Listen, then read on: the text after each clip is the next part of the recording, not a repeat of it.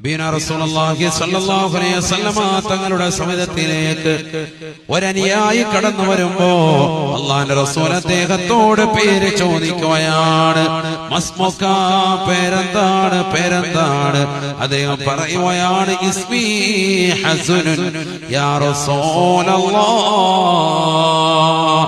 എന്റെ പേര് ദുഃഖമെന്നാണ്, ഹസൻ എന്നാണ്. ദുഃഖമെന്നാണ്, ദുഃഖിതൻ. ആ പേര് കേട്ടപ്പോ നബിതങ്ങൾ തന്നെ പേര് മാറ്റി കൊടുത്തു. അന്ത സഹലുൻ, നബിതങ്ങൾ പറഞ്ഞു, ആ പേര് മാറ്റിക്കോ, നിന്റെ പേര് സഹൽ എന്നാ. സഹൽ എന്ന് പറഞ്ഞാൽ എളുപ്പം ചെയ്യുന്നു. പക്ഷെ അദ്ദേഹം ആ പേര് സ്വീകരിച്ചില്ല. അദ്ദേഹം പറഞ്ഞു, എനിക്ക് എന്റെ ഈ പേര് തന്നെ മതി.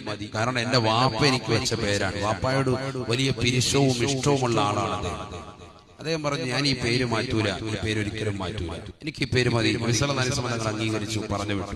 സുബ്ഹാനല്ലാഹ്. അദ്ദേഹത്തിന്റെ മകൻ ബഹുമാനപ്പെട്ട സഈദ് ഇബ്നുൽ മുസയ്യിബ് റളിയല്ലാഹു അൻഹു പറയുകയാണ്, പിൽക്കാലത്ത് അദ്ദേഹം ലോകത്തോട് പറയുന്നു, എന്റെ വാപ്പ ആ പേര് മാറ്റാത്ത കാരണത്താൽ ഞങ്ങളുടെ ജീവിതം മുഴുവനും ദുഃഖത്തിലും വിരഹത്തിലും പ്രയാസത്തിലുമായിരുന്നു. വാപ്പ റസൂലുള്ളാഹിന്റെ മുന്നിൽ വെച്ചുകൊണ്ട് ആ പേരൊന്ന് മാറ്റിയിരുന്നെങ്കിൽ ഞങ്ങൾക്ക് ഈ പ്രശ്നമില്ലായിരുന്നു എന്ന് സഈദ് ഇബ്നുൽ മുസയ്യിബ് റളിയല്ലാഹു അൻഹു.